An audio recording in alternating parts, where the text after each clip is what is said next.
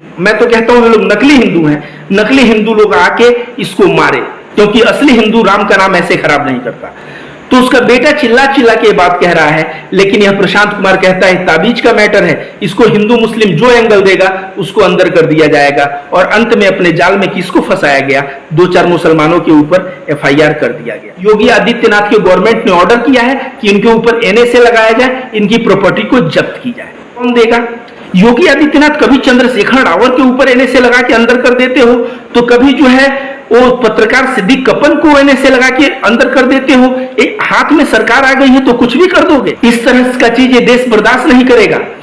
संविधान के दायरे में ये दोनों लोग हैं कि नहीं, अब सवाल यह उठता है दोस्तों, इसे हम लोग जानते हैं। अंबेडकर जो आजादी के फाउंडेशन पे भारत का संविधान लिखा, उसको योगी आदित्यनाथ अपनी गोबर का पूरा बुद्धि लगा के नागरिकों की आजादी छीनने का कार्य कर रहे हैं। नतीजा आप लोगों के सामने, ये योगी गवर्नमेंट, मैं कह रहा हूं इस बार तो विदाई ही है, और जब रिजल्ट आएगा तो आप देख लीजिएगा, ये NSA लगा दे या घर जब्त कर ले या कुछ कर दे, जब रिपोर्ट आएगा तो रिपोर्ट 100% इनके पक्ष में आएगा। हेलो दोस्तों, नमस्ते, मेरा नाम रविकांत भारती है। दोस्तों, गोदी मीडिया जो न्यूज चला रहा है उसे तो आप देख रहे होंगे, कन्वर्जन का रैकेट चल रहा है और मुसलमान जो है बनाया जा रहा है लोगों को। और यह इसमें गुनहगार कौन है? मौलाना उमर गौतम और मुफ्ती जहांगीर।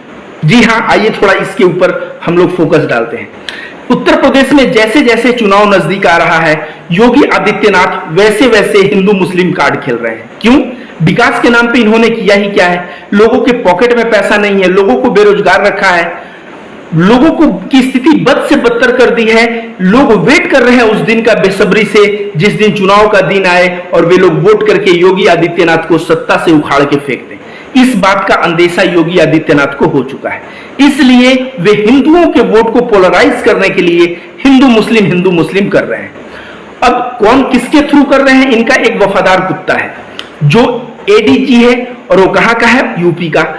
प्रशांत कुमार जो है वही है जो हाथरस की दलित बेटी को जब रेप किया जाता है तो यह रातों रात जला देता है और कहता है इसके साथ कोई रेप नहीं हुआ है।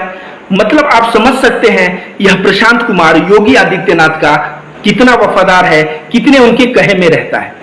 ये वही प्रशांत कुमार है जो बुजुर्ग का गाजियाबाद में दाढ़ी काटा गया जय श्री राम के नाम पे, तो वहां पे इसका बेटा मीडिया में चिल्ला चिल्ला के कह रहा है कि ये मैं तो कहता हूं ये लोग नकली हिंदू हैं। नकली हिंदू लोग आके इसको मारे, क्योंकि असली हिंदू राम का नाम ऐसे खराब नहीं करता।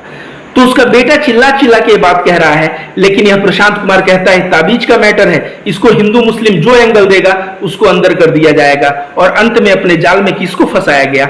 2-4 मुसलमानों के ऊपर FIR कर दिया गया। दोस्तों, आइए जानते हैं यही प्रशांत कुमार केस किया है किसके ऊपर? मौलाना उमर गौतम के ऊपर और मुफ्ती जहांगीर के ऊपर। जी हाँ, और कहना है कि इन लोगों के पास फंड आता है IS का और ISI का। तो मैं कह दूं कि योगी आदित्यनाथ जो मक्का ब्लास्ट हुआ, मालेगांव ब्लास्ट हुआ, उसका जो मुख्य आरोपी है असीमानंद, वो कहा कि गोरखपुर के सांसद योगी आदित्यनाथ से मैं कांटेक्ट किया था फंड के लिए। अगर इस चीज की गहराई में जांच हो तो योगी आदित्यनाथ 100% दोषी पाए जाएंगे। लेकिन अगर एक मौलाना उमर गौतम और मुफ्ती जहांगीर की जांच हो, मैं लिख के देता हूं, ये लोग दोषी नहीं पाए जाएंगे। क्यों?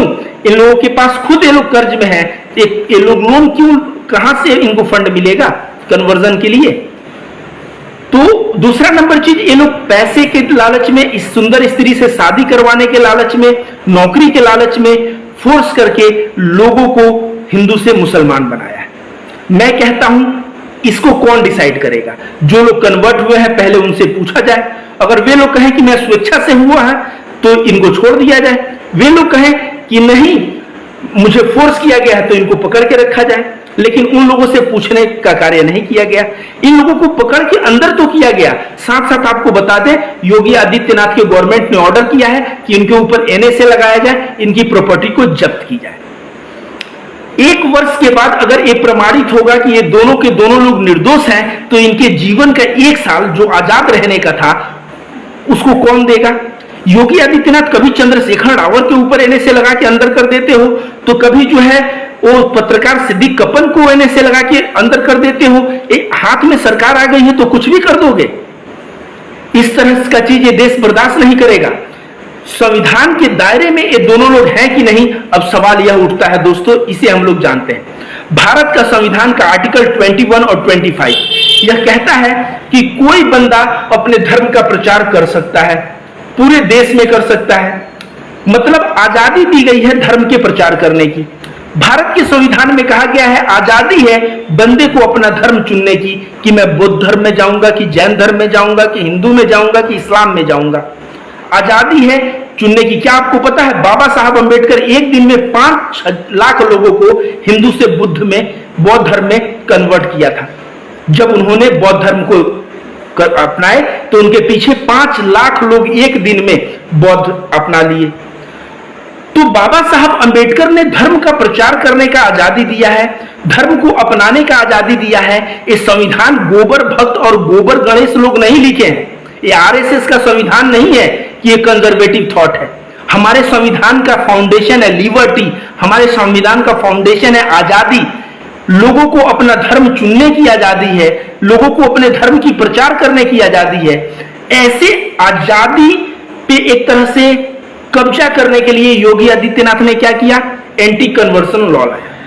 अब एंटी कन्वर्सन लॉ को भी मैं कहूंगा ये संविधान के खिलाफ है, क्योंकि संविधान जो है सबके लिए समान नियम बनाता है। लेकिन ये लोग क्या कहते हैं, मुसलमान अगर हिंदू बनेगा, क्रिश्चियन अगर हिंदू बनेगा, बौद्ध अगर हिंदू बनेगा तो रिकन्वर्ट हुआ, घर वापसी हुआ, उसके ऊपर कोई केस नहीं होगा। लेकिन जहां मामला कन्वर्जन, अगर कोई बौद्ध बन गया, कोई क्रिश्चियन बन गया, कोई मुस्लिम बन गया, तो मामला वहां शुरू होता है। तो भारत का संविधान जो कहता है, क्या कहता है, सबके लिए समता।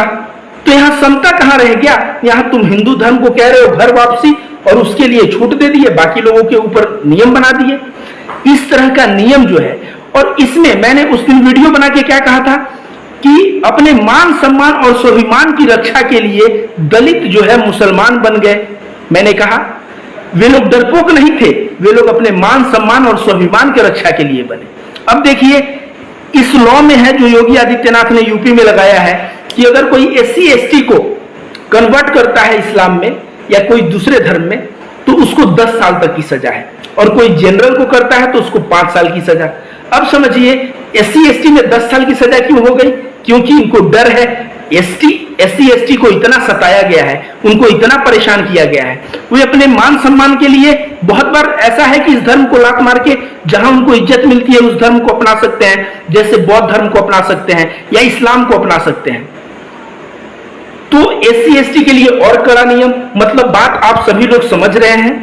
बाबा साहब अंबेडकर जो आजादी के फाउंडेशन पे भारत का संविधान लिखा, उसको योगी आदित्यनाथ अपनी गोबर का पूरा बुद्धि लगा के नागरिकों की आजादी छीनने का कार्य कर रहे हैं।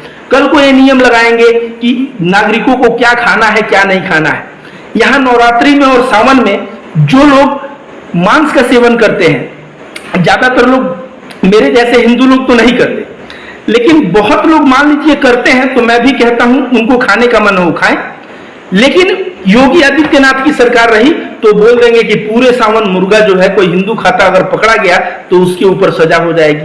ये धीरे धीरे जो है आरएसएस की आइडियोलॉजी को ये धीरे धीरे लागू करना चाहते हैं देश में, और जो कि देश बर्दाश्त नहीं करेगा।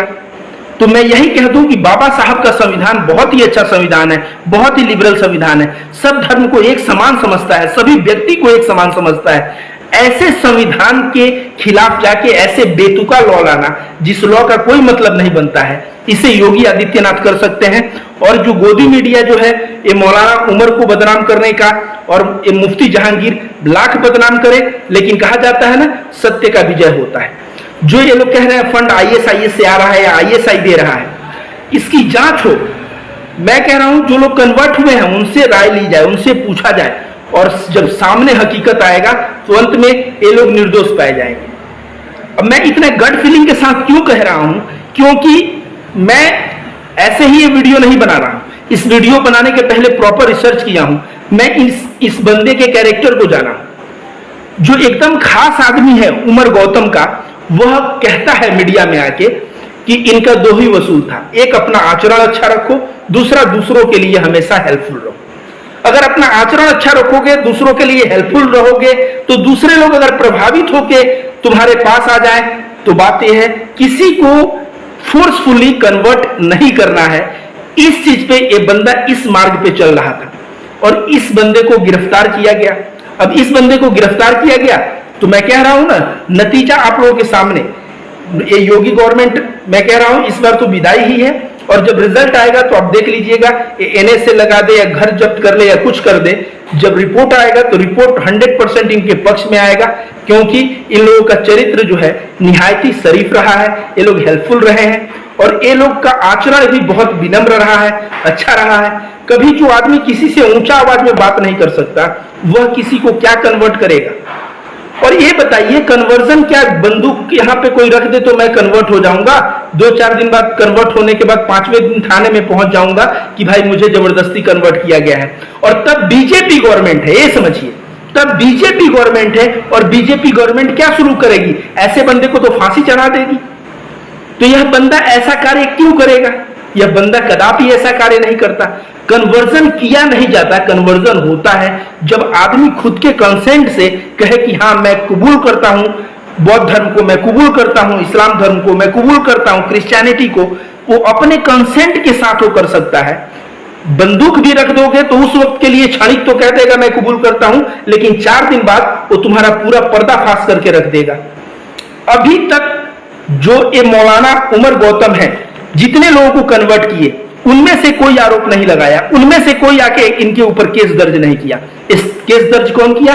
सरकार ने केस दर्ज किया। आप सरकार की नीयत समझ सकते हैं, आप खुद बहुत बुद्धिमान हैं। वीडियो अच्छा लगा है तो ज्यादा से ज्यादा मात्रा में इस वीडियो को शेयर करें, ताकि जो योगी सरकार की जो सच्चाई है वो लोगों के सामने